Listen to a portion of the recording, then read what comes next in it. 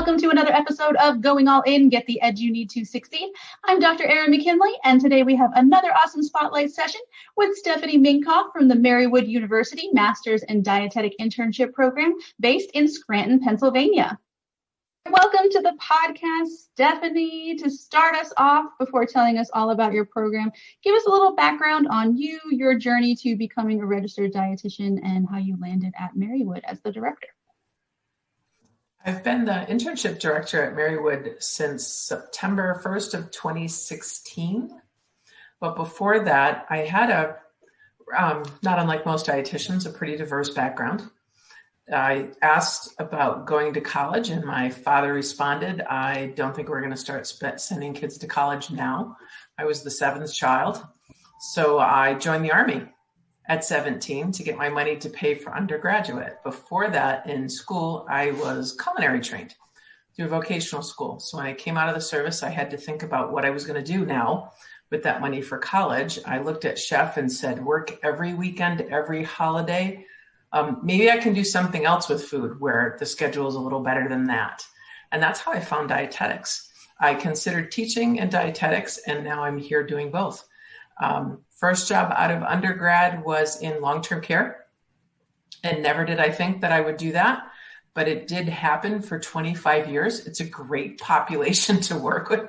I had a lot of fun there. I worked as a clinical dietitian, then as a food service director, and then I took a job as a corporate dietitian doing training with Sodexo throughout the United States prior to coming to Marywood. So I got to do a lot of different fun things. I very much enjoyed it, but happy now to be at Marywood. All right, perfect. Well, tell us all about your program. Well, we are located in northeastern Pennsylvania. You can see in the background there, snow. We do have that today and at multiple different times throughout the winter. You can also see that we were established in 1915. So we've been around for more than 100 years.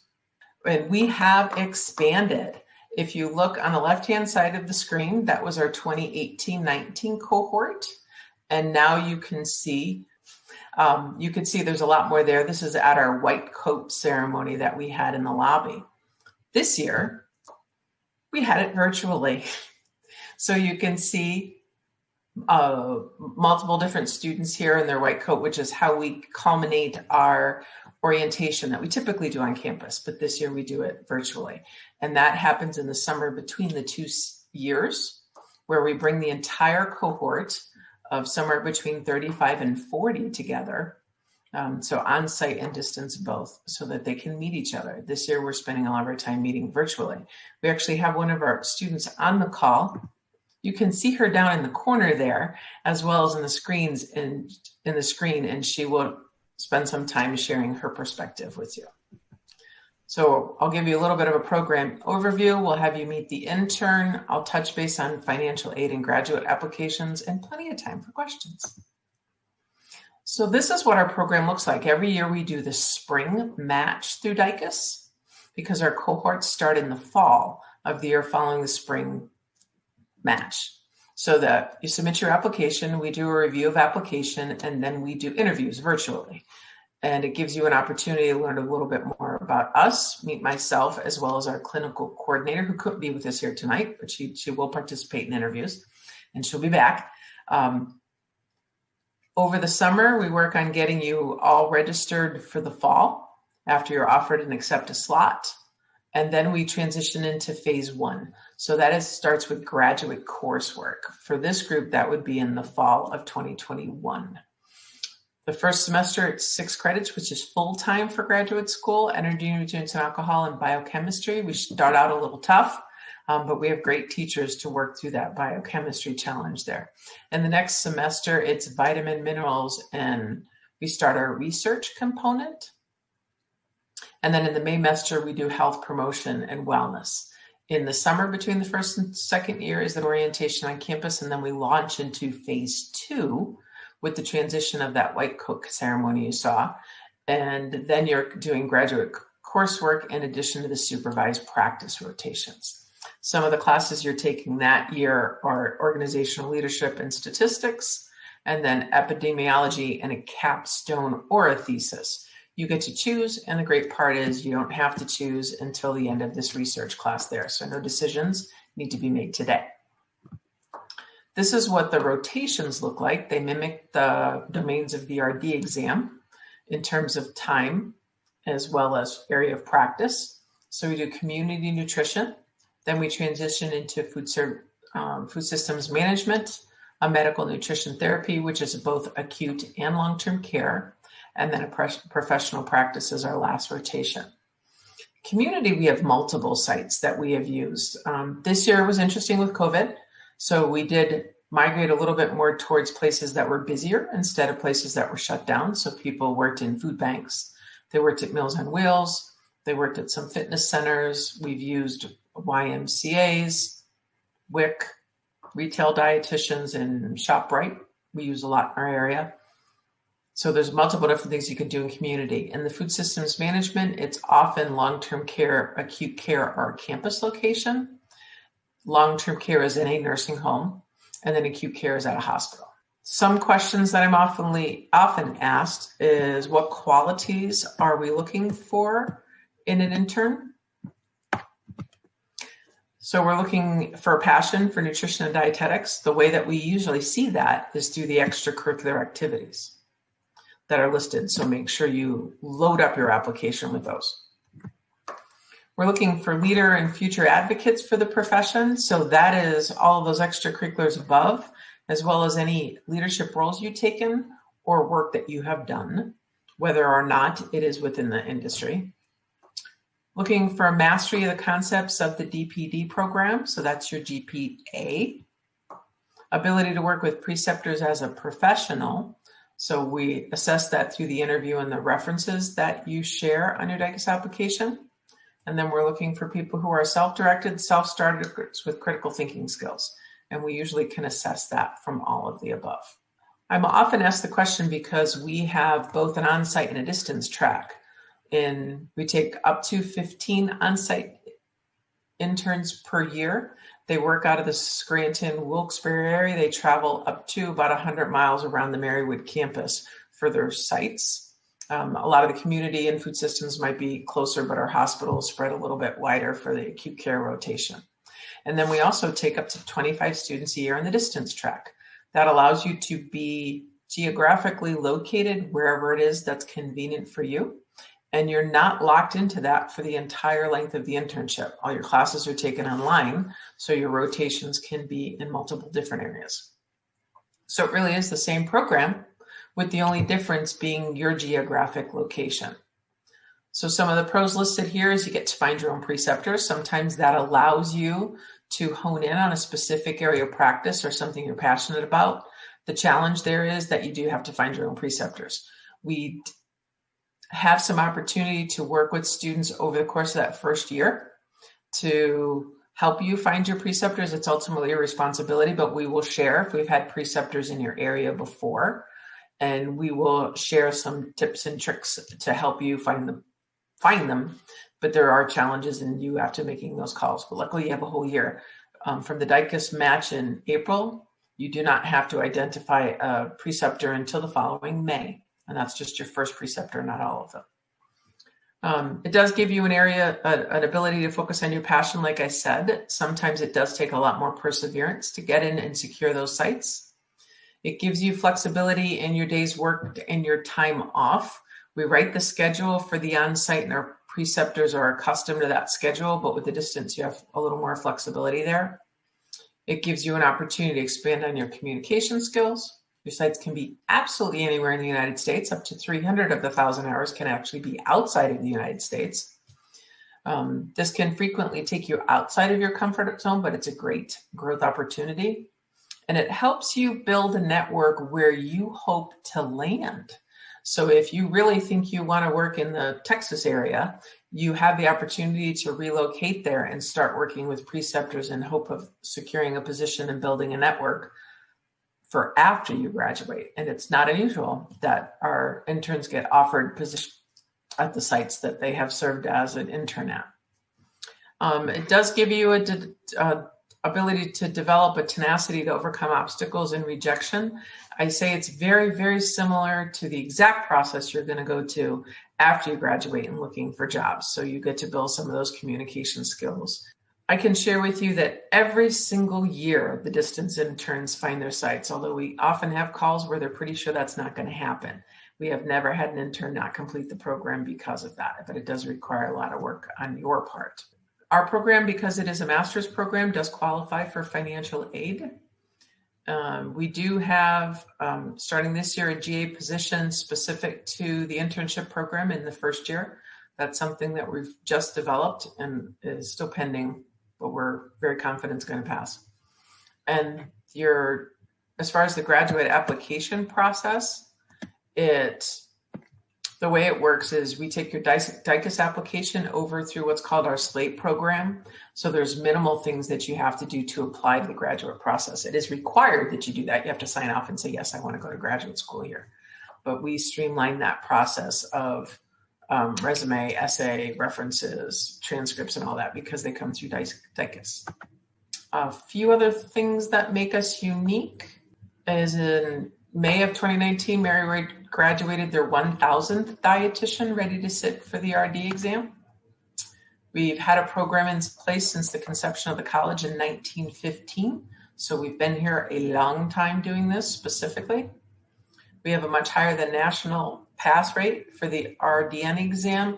Usually it is the mid to low 90s. We ran into a little bit of a hiccup with COVID where people weren't able to actually get to testing sites, which was a challenge, but we're hoping that will all go away by the time you guys are ready to get there. Our MSDI has small classes, so it allows a lot of one-to-one contact with the faculty, the program director, and the clinical coordinator. We're available to talk more at your convenience. All you need to do is reach out either now or later. We have a 97% retention rate in the MSDI program. We will work with you to get you through. We do not like to release people once we find them, so we are very proud of that retention rate and that pass rate. And we do have a 100% employment rate. If you can't find a job as a dietitian, you really have to wonder what you're doing because there are plenty of jobs out there, lots and lots and lots of them. I would like to stop my share and introduce our current intern, Megan Eisenbies, who's in our distance track. Megan, can you share why you chose Marywood, what your experience has been like, and any advice you have to people listening to the podcast? Sure, I would be happy to. And for anyone listening, just very much remember all of the stresses that you're feeling and the hardship of trying to figure out your next steps. And when I think back to when I was a senior in college and trying to figure out where I was going, I knew I wanted to go abroad for service, but I also wanted to be an RD, so needed to pursue the internship, and I didn't know which would be best, so I did all of those things. And initially when I had looked at Marywood, I remember that the mission statements of the university matched with things that I could connect with for future interview points and things I could write about in my personal statement. And they also had on their website information about trips with Mrs. Badzio takes students to, is it Ethiopia, Stephanie, or is it? Costa Rica and Guatemala. Yes, okay, sorry, my undergrad did Ethiopia. So anyway, so they had information about being abroad, so I connected with that. And so those were kind of the main things that drew me to Marywood. And then I was fortunate to be accepted to have an interview, and I really felt that I connected with Stephanie. So those are all really positive things that led me to continue to pursue Marywood. And I had other schools on my list too, and I, as far as figuring out how to rank them, I don't have very good advice other than being happy with all of your choices that you have preffed. And I don't even remember the order of schools that I put on my pref ranking, because I just wanted to like all of the ones that I had listed. So that, I think, helped me have a clear head when I submitted my application in general. I am in the distance program now for Marywood, and I initially thought I was going to be on site. I did end up going abroad for a year, and I was able to defer my internship and graduate program. And so I'm very, very grateful for that Stephanie was willing to work with me to help me meet goals that I had personally that also would help me develop my career, and that Stephanie knew that that was going to be a good opportunity for me, and also just bring a new perspective to the program. And so I think Stephanie has a good way of incorporating people from different perspectives and backgrounds into the program. And then after my year abroad, my life plan changed a little bit. And through discussions with Stephanie, she helped me see that I actually probably would fit the distance track better. And looking back, even aside from COVID and everything being virtual and remote, it definitely still would have been the first choice and the better choice for me personally. Choices or factors in that are I'm able to live with my partner, and so we're able to split costs in ways that I probably wouldn't have been able to if I had to live on my own or with another intern in the financial situation that I am. And that also is why I chose a graduate program parallel with the internship so that I was able to qualify for financial aid. That was key. And in order to be a dietitian, I think in 2024, you have to have a master's. And so might as well get that right away. And so that brings me to the actual internship. And it overall has been worked really well for me. What Stephanie had mentioned of being able to network in your area. My partner and I have bought a house, so I know that we're going to be in this area for the foreseeable long future.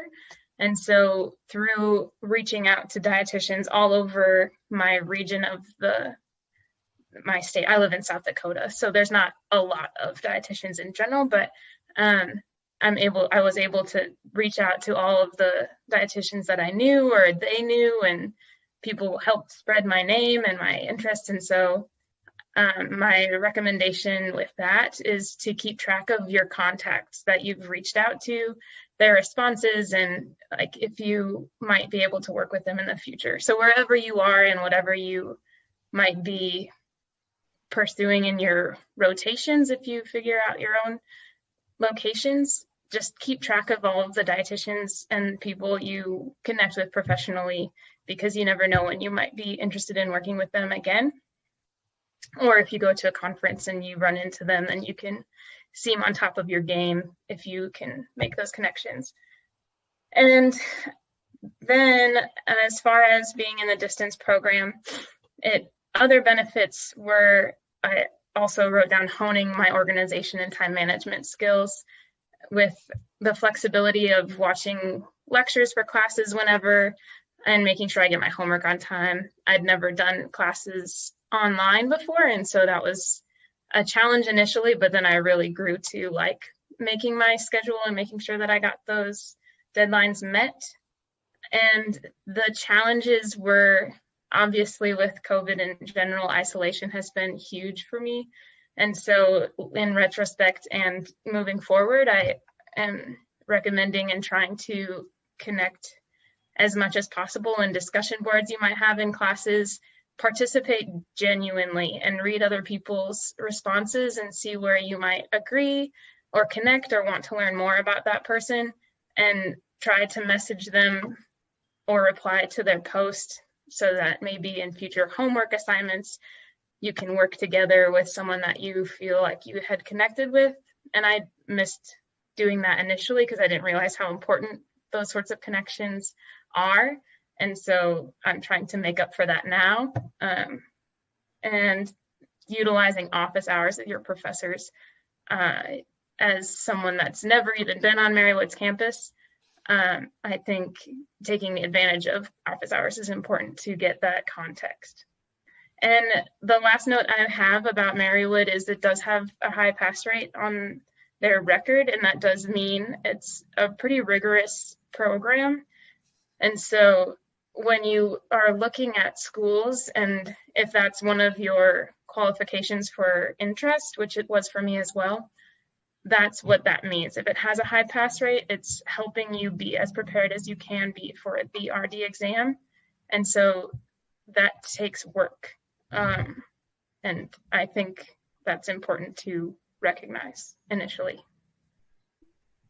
All right, so we will move right along to the 5 questions that I ask all the directors that come on the podcast. And these questions were put together with the help of my LSU students to really make sure that I was asking the questions that the students really want to know the information for. So my first question is, is there a particular thing that you like to see when you're reading a personal statement? We've already mentioned that passion for nutrition that usually comes out in the personal statement. But I'll add that I hope to see that they've researched Marywood so that they have an understanding that it's a good fit for them. We have information on our website. We have some testimonials. You can meet some of the interns. Their bios and their pictures are up there. That research can really help you have a good understanding that we're a good match for you, like Megan shared that she did. All right. Well, my second question is a true or false question. So true or false, an applicant's resume should be 1 page and 1 page only. Either way, why? I would say false. We see a lot of diverse candidates that are maybe not straight out of school. You know, if you're straight out of school and have no work experience, maybe you can capture that on 1 sheet of paper. But a lot of the people that we see have done a ton of additional things through extracurricular activities. They have work experiences, life experiences. I would not make it 10 pages, but if it could easily spill over into 2 pages if you have a lot of things that you want to capture that you've been active doing. All right. Well, my third question is, what is one thing or maybe multiple things that an applicant may do, and this could be in their application, in their interview, in some sort of interaction that you have with them, something that they might do that might raise red flags for you or might be a total deal breaker where you say, maybe this applicant isn't a good fit for our program? Any of the applicants that we choose represent our program. And we want to have the reputation to continue that. So every interaction they have with preceptors, they're also evaluating Marywood. So we're looking for people who are professional. So whether that's typographical errors or a sloppy resume or pieces missing on the application, poor appearance, finger pointing in answering questions, all of those things that would deteriorate on that professional image are some things that are usually a flag that not a best fit for the program and are potentially not going to represent the program well. So what is one area of the program that you're working on trying to make even better for the interns? This has been an interesting year with COVID. We've had an increase in the alternate practice experiences. We had spent some time working with them previously, but we took more advantage of it this year. It actually came out of feedback from interns last year when COVID hit and people were pulled from their sites. We had to step up and figure out how they'd finish their hours. And the feedback we got from people is, hey, this stuff was really good. I wish I did some of this before I went to my rotations. So we incorporated more of that this year. And we're also taking feedback from this year's group for recommendations on how we can improve that, what pieces of it they found useful, what pieces of it they liked, or things they would like to see enhanced on. It takes a little bit of the pressure off of our preceptors and sends out the interns a little better prepared. It also helps them to touch into some of those things that the preceptor might not spend as much time on. So we spent some time in the alternate practice experiences and the case studies there. We had some fun with doing that during orientation. Our clinical coordinator actually used an improv group to serve as actors. So all of the interns got to practice motivational interviewing in breakout sessions with Zoom prior to actually applying it when they went out to their area of practice. So we see great value in those alternate practice experiences, but we want to make sure that that's being received the same way as the interns as we work through fine-tuning that part of the process. All right, perfect. So my last question of the 5 is a 2-parter. And the first part is, what would be the 3 best adjectives, phrases, or descriptors that you feel best describes your program overall? Well, Megan already lifted up one. It is challenging. There is a lot to be done to maintain that pass rate and make sure that individuals are prepared. So it's definitely challenging. I think we work very hard to be supportive. Most of the distance interns, as Megan mentioned, she has never set foot on the campus, but she feels like she knows Marywood because she knows all the faculty, she knows all of her peers. And actually, the distance interns, I am so astounded every year how well they connect and how close they get. And they really have that sense of connectivity to the program, and they help support each other as well, which is nice to watch that develop as an internship director.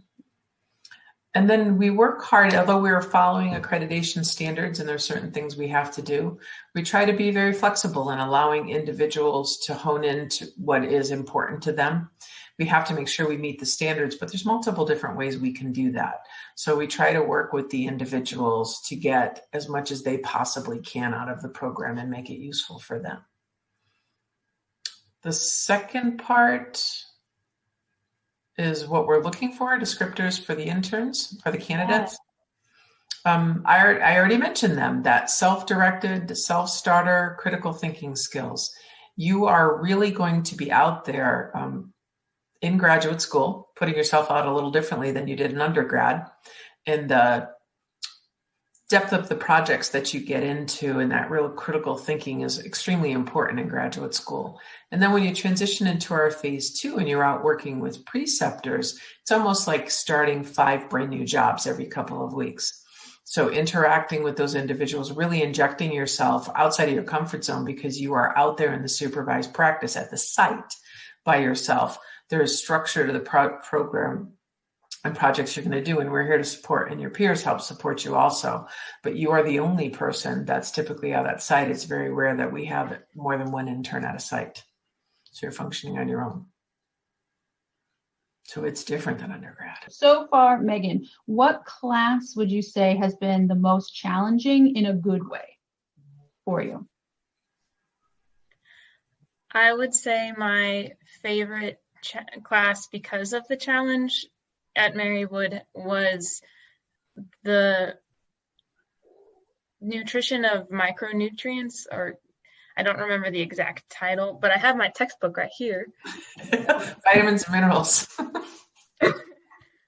It was so in depth, and the science of the body is fascinating, and the professor was, I think, so inspiring in that she is so highly qualified and involved in research herself, and was funny, and I loved it. And I think it was during the second semester, so we had the same professor in the first semester, and it was just so much more in depth than any of my undergrad classes.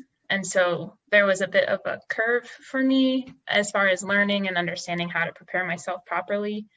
So then I think that's why I liked the second semester of the micronutrients, because I continue to fine tune my study habits as well as actually enjoy the material. And so maybe that's part of just growing as a student and analyzing the information you're given better. But that was mine. So about how many applicants do you get per year overall between the 2 tracks? We see about 125. So that is good numbers for anybody applying. It's not as competitive as some of the other programs are that will receive 100 applications for 3 positions. We're receiving those applications for 40 positions. So for those that are interested and qualified, there's a good opportunity there for match. And applicants have to definitely specify which track. Does each track have its own application number in D&D, or do you just specify it in the application itself? Oftentimes, there are separate numbers in there, but oftentimes they'll delineate it in their personal statement. And if you are open to either of them, you don't have to fill it out twice. You can just put that in your personal statement. In the interview process, we interview all of the candidates that we think are qualified, that we might be interested in, so they could learn more about the program and us about them. At that point, we do clarify which one it is.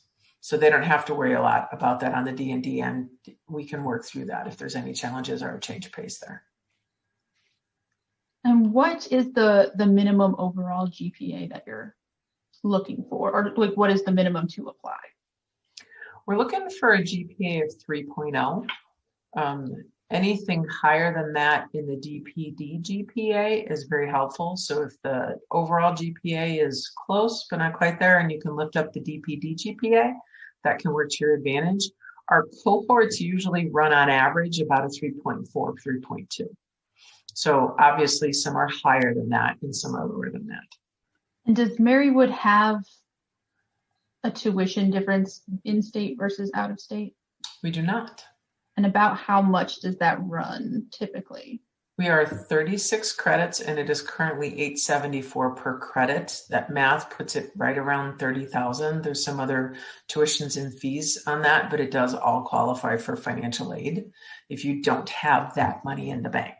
So when students move into phase 2 and they're in the facilities, about how many hours a week are they in the facilities?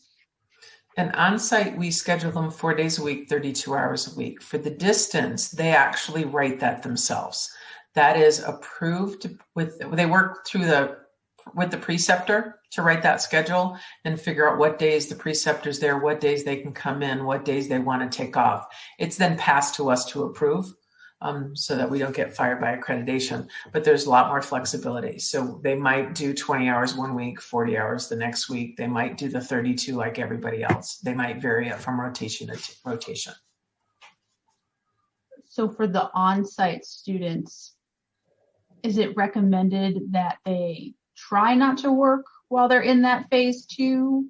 Or is it kind of, you give them a warning that like the internship comes first, if you need to work, that's fine. But I know you said with the scheduling, it's pretty set with your on-site ones. Do you have some that still are able to work, or?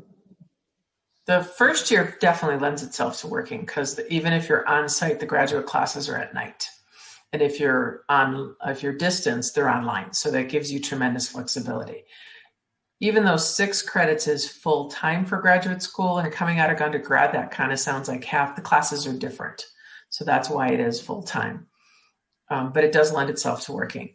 In the second year, when they make that transition into phase 2, they're now taking those graduate classes in addition to being at the site.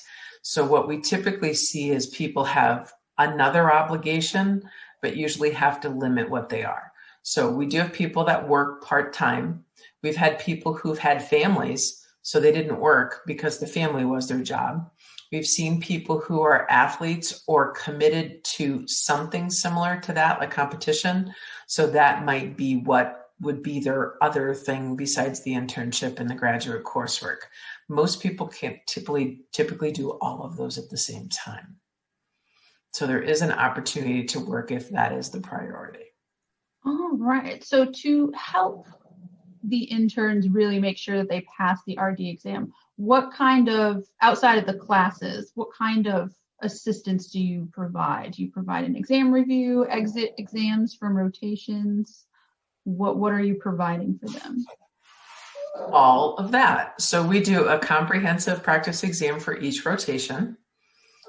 And that helps them master the content of that area before we throw it all together like it is in the RD exam, as well as some practice taking long exams that are 130 questions and take a bit and some stamina. So it gets them some practice. All of our exams are set up online so that it mimics the RD exam where you have to answer the question. You can't go back. You're only seeing one question at a time and they're timed. So all of that builds that muscle a little bit. In the very last semester, we do a comprehensive review. where we are doing Eat Right Prep, and they're doing practice questions every week. And then we have things set up through our learning management system. So they're doing 40 questions a week in Eat Right Prep and about another 75 that are drawn from multiple different review courses. So we do pummel them with questions for the RD exam and show the opportunities of what you have not yet mastered. And that helps the students create a missed question log. That's their individual study log for the RD exam. And then we have a comprehensive final. So one of the requirements of the program is you have to pass that final. At that point, we are very confident that you are ready to pass the RD exam, and that helps the pass rates. That is very thorough. Very, very thorough. That's nice. It's good to hear. So Megan, give us a quick take home from the perspective of a current intern. Give us a take home message for potential applicants. My take home message is that you're taking all of your undergraduate experience into this culmination of graduate level coursework as well as an internship. And it's exciting to get to that level and realize you've learned so much and are finally at the application process of applying all of the material. And it's important to not get burned out, but maintain that excitement about the material and your future work and goals. And I think Marywood has really helped me do those things. All right. And Stephanie, give us one last take-home message for potential applicants. Would love to see your application. If you're not sure what you want to do, please take a look at the website so you can see some of the things lifted up there. Would love to see your application and talk more. If you want to reach out, you are welcome to reach out to me at any time. All right. Well, thank you, Stephanie and Megan, for joining me on this episode of the podcast. And for those at home who are interested in the program at Marywood University and would like more information, I'll provide Stephanie's email and the website link to the program in the description below this video. And as always, don't forget to like this video and subscribe so you never miss an episode with another awesome dietetic internship. And we'll see you next time. Yay. Thank you. Thank you, Dr.